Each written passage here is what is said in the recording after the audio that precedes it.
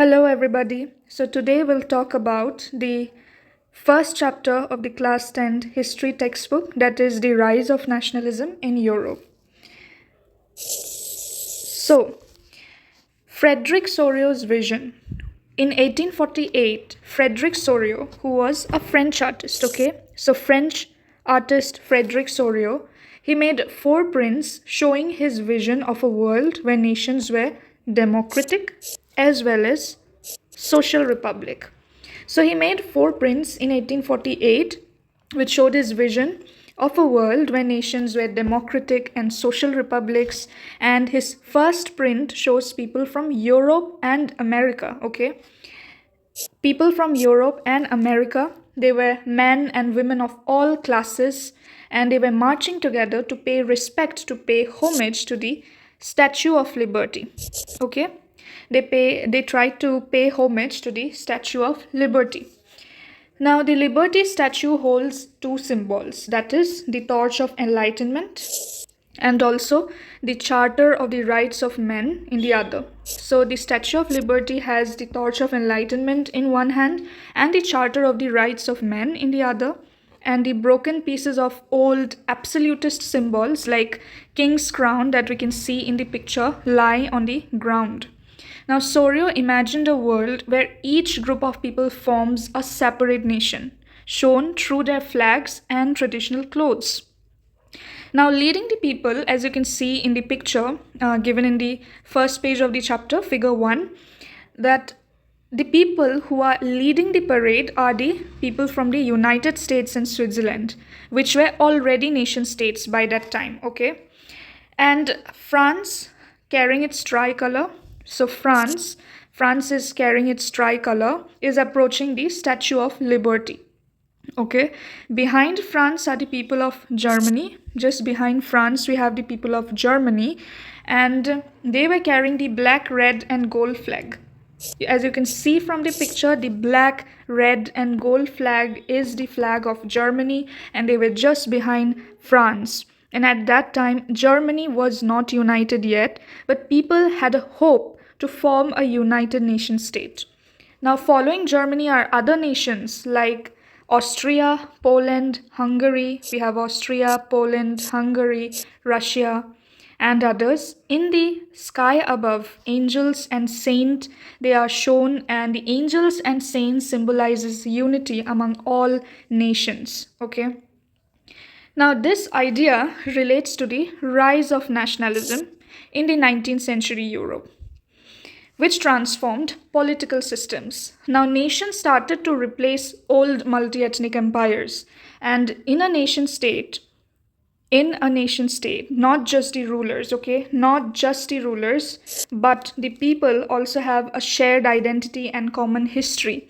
And this sense of unity was not created overnight. It wasn't there since time immemorial, but it was created over time through struggles, through leadership, and collective efforts. We'll understand the next subtopic of the chapter, that is French Revolution and the idea of the nation. French Revolution and the idea of the nation. Now, this part I have divided into 3 parts. We'll talk about it one by one.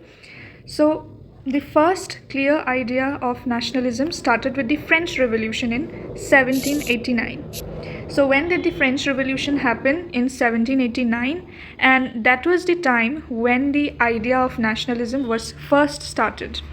Now, before the revolution, France was ruled by a king, France was an absolute monarchy, and it was a full territorial state. Territorial state means that it had its defined territory. It has its defined boundaries. So France was a full-fledged territorial state which was ruled by a monarch. But the revolution changed that. France was no longer ruled by a king, and the power moved from the king to the people of France. So the power moved from the king to the French citizens. Now, the revolution declared that the people and not the king would control the country and decide its future. Now, here comes the part of creating a collective identity. Okay. Now, the revolutionaries introduced many ways to make the French people feel united, such as they promoted the ideas of la patrie. La patrie means fatherland, please remember that, and les citoyens means citizen. Now, these ideas were promoted to show that everyone was equal under a common constitution. Then there came about a new French flag, the tricolor. It was introduced to replace the royal flag. And the Estates General, you might be wondering what the Estates General is. So it was a legislative body, legislative assembly in pre-revolutionary France, which represented three main social classes, which was the clergy, the nobility, and the common people. The clergy formed the first estate. The nobility, which consisted of the landowners and aristocrats, was the second estate. And the third estate was formed by the common people, which included the peasants and also the middle class. So that was the Estates General. But each estate had only one vote, which meant that the first and the second estates often outvoted the third estate. And the third estate represented the majority of people. The second estate only represented a small portion of the population.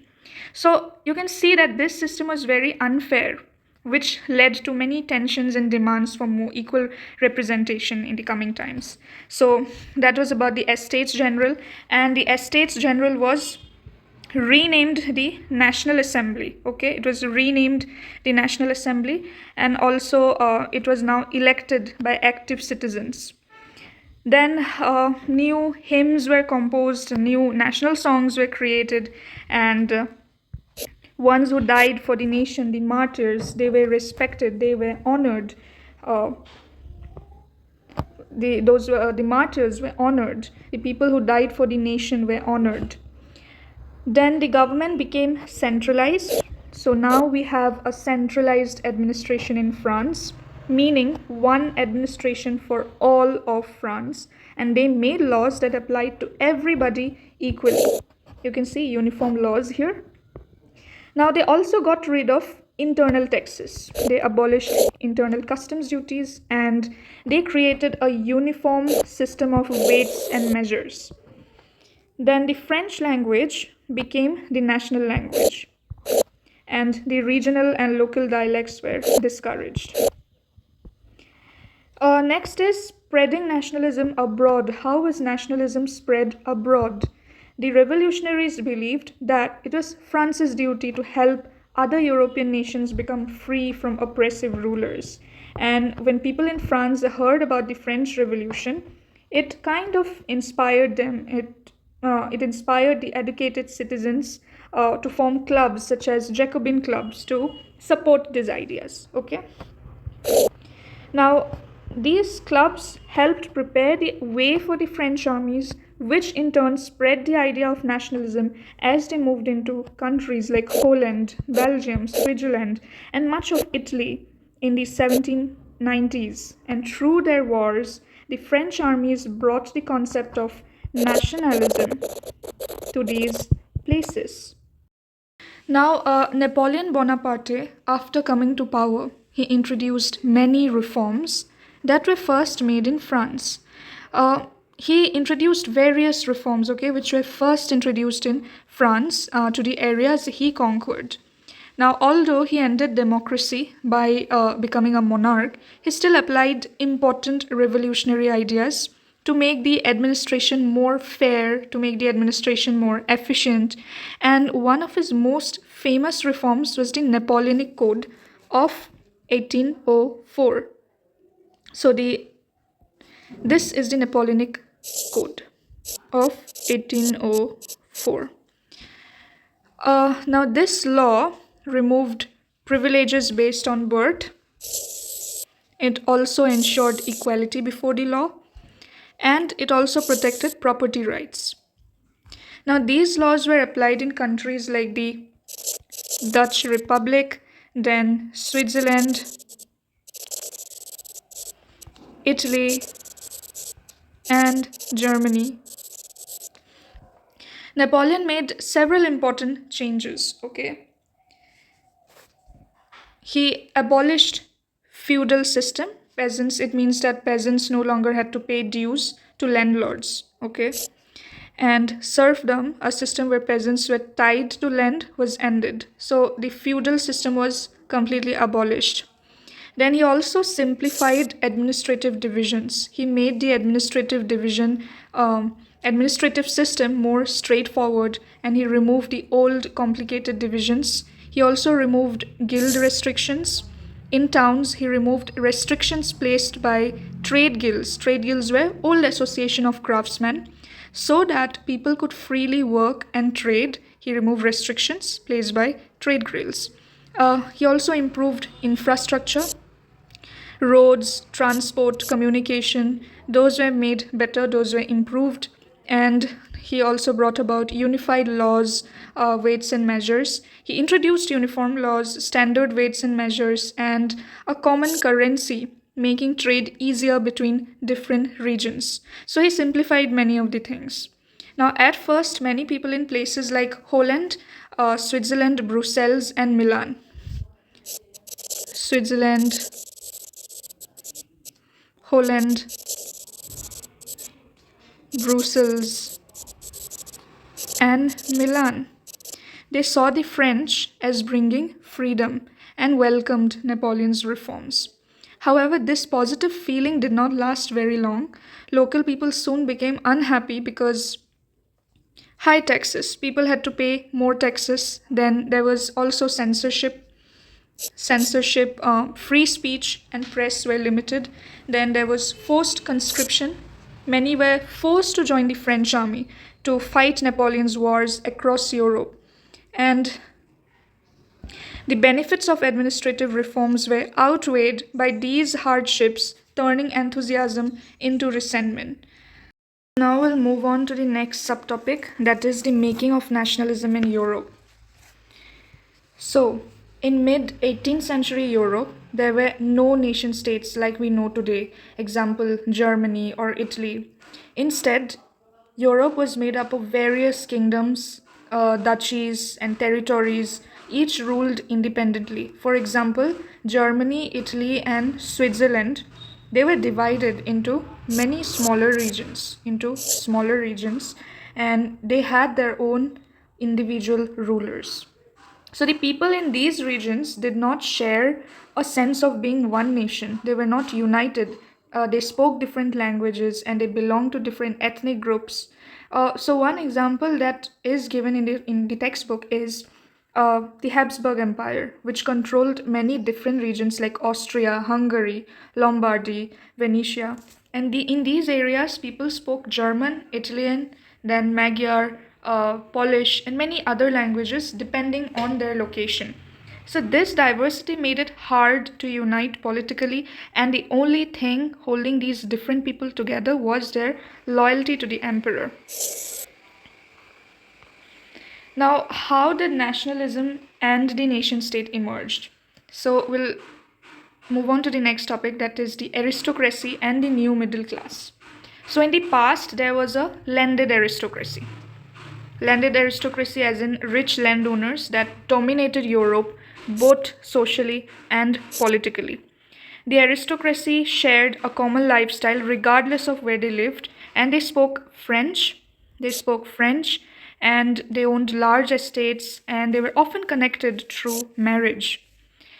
Even though they were powerful, the aristocracy was a small group, and most of the population consisted of peasants. Now, in Western Europe, peasants worked in small farms or rented lands, while in Eastern and Central Europe, the land was controlled by large estates, worked by serfs. Serfs were people who were tied to the land, okay, and they couldn't leave as they pleased. So, as time went on, the idea of nationalism, which is a shared identity and culture, began to grow, and people wanted to form nation states where citizens shared common bonds like language, history, and culture. In Western and Central Europe, in parts of Central Europe, the growth of industrial production and trade led to the growth of towns and a new group called the commercial class.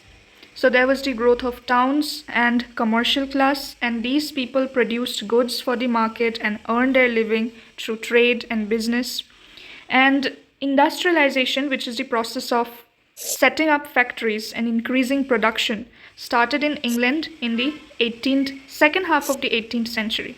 However, in countries like France and the German states, it only began in the 19th century.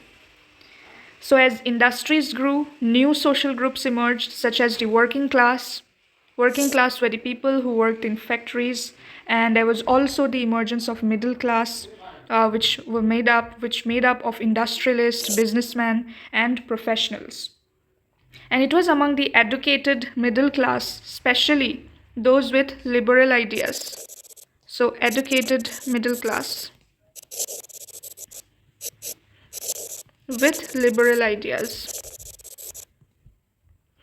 So among them, the notion of or the idea of national unity became very popular, and they wanted to end the special privileges of the aristocracy and bring about equality.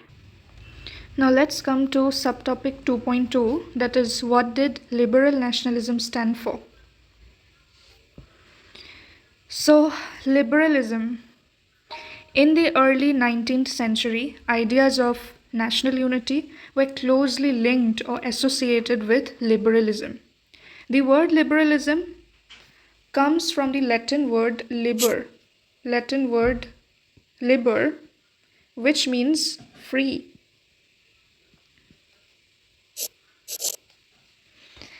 For the emerging middle class, liberalism represented freedom for individuals and equality before law. Now, this word liberalism meant different things for different people, okay? For the emerging middle class, it meant freedom for individuals and equality before law. And politically, it stood for a government which is chosen by the people, and meaning the end of autocratic rule and also the special privileges of the church and the nobility. Liberalism also called for a constitution and a representative government through parliaments. And in addition to that, liberalism believed strongly in protecting private property. They also emphasized in the protection of private property. Now, liberalism did not mean universal suffrage, though. In many places, only property-owning men had the right to vote, while women and non-propertied men were excluded. Okay, so voting rights were limited to property-owning men. Women, non-propertied men were excluded from those political rights. Even during the French Revolution, women and men without property were denied political rights, except briefly under the Jacobins. Now, the Napoleonic Code went back to limited voting rights, and it reinforced and made stronger the idea that women were subordinate to their fathers or husbands. Throughout the 19th and 20th centuries, early 20th centuries, women and poor men fought for equal political rights. Okay, they fought for equal political rights. Now, coming to the economic sphere, liberalism advocated for free markets. It advocated for free markets and also the removal of restrictions, state-imposed restrictions on the movement of goods and money. During the 19th century, this became a key demand of the middle class, especially in places like Germany, which was divided into many small states. And these small states had their own currencies, weights, and measures. For example, the example which is given in the book, it says that a merchant traveling across Germany in the early 1800s would have to go through many customs barriers, okay, paying taxes at each one. These barriers were seen as obstacles to economic growth, right? They were obstacles to economic growth. So to address this, in 1834, the Zollverein was a customs union. Now, what is a customs union? Customs union is an agreement or a consensus between two or more countries to remove trade barriers or to eliminate it altogether. Okay, so Zollverein was formed in 1834 by Prussia, and it was joined by many other German states. And this union established tariff barriers and reduced the number of different currencies from over 30 to 2. The construction of railways further boosted the economy and connected people. And the constitution of railways further boosted the economy and connected people, helping to promote both economic as well as national unity. Okay, so we're moving on to the next topic, that is a new conservatism after 1815. After Napoleon's defeat in 1815, the governments of Europe adopted a new form of conservatism. The meaning of the word conservatism is given in your textbook. In the right corner, you can see. So, conservatives believe that the traditional institutions of society, like the monarchy, the church, and the social hierarchies and property, should be protected. However, they did not want to go back to the way things were before the French Revolution. Instead, they believed that some modern changes could actually make the monarchy and state power stronger. For example, having a modern army, then efficient bureaucracy, a strong economy, and abolishing feudalism and serfdom could help monarchies rule more effectively. So in 1815, after Napoleon was defeated, representatives from countries like Britain, Prussia, Russia, Austria met at the Congress of Vienna, and they sought to plan how to reorganize Europe. The meeting was led by Duke Metternich of Austria. They created the Treaty of Vienna of 1815, which aimed to undo many of the changes Napoleon had made. Some decisions they made included restoring the Bourbon dynasty in France, which had been overthrown during the France Revolution, and taking away territories that France had gained under Napoleon, then creating new states around France, like the Netherlands and Piedmont, to stop France from expanding again, then giving parts of Poland to Russia and parts of Saxony to Prussia, keeping the German Confederation of 39 states, which Napoleon had created, in place. Now, the main goal of these actions was to restore the monarchies that Napoleon had overthrown and create a new conservative order in Europe. The conservative regimes that were set up after 1915 were autocratic. They did not allow any criticism or opposition and imposed censorship laws to control what people could say or write in newspapers, books, plays, and songs. And these governments wanted to stop the spread of ideas of liberty and freedom that were popular during the French Revolution. However, many liberals continued to be inspired by the French Revolution and fought for rights like freedom of the press, which became a major issue. To subtopic 2.4, that is the revolutionaries. Now, after 1815, many people in Europe who believed in freedom and democracy were afraid of the governments that had been restored by the Congress of Vienna. These governments were mostly monarchies and they did not allow much freedom. As a result, what happened? People who wanted to create nations based on liberty and democracy, the liberal nationalists, went underground. They formed secret societies. In various European countries, they formed secret societies in different European countries to train revolutionaries and to spread their ideas. Now, these revolutionaries opposed monarchies and wanted to create nation states where people with common languages, cultures, and histories could live freely. So, one of the key features during this time was Giuseppe Mazzini, who was an Italian revolutionary. He was an Italian revolutionary. He was born in 1807 in Genoa and joined a secret group called the Carbonari. Carbonari was a secret society. At the age of 24, he was exiled for trying to start a revolution in Italy. Even in exile, he did not give up. He founded two more secret societies, Young Italy and Young Europe, where young people from different countries like Poland, France, Italy, and Germany came together to fight for freedom and unity. So, Young Italy and Young Europe. Mazzini believed that Italy, which was divided into many small states, needed to be unified. So he believed in the unification of Italy, which was divided into many small states. He believed that it needed to be unified into one nation for Italians to be truly free. And his ideas inspired many similar secret movements in other countries. However, conservative leaders like the Austrian diplomat Duke Metternich were alarmed by Mazzini's ideas and saw him as a serious threat to the existing social and political order. And Giuseppe Mazzini was called by Duke Metternich as the most dangerous enemy of our social order. So he was quite threatened by Giuseppe Mazzini's actions.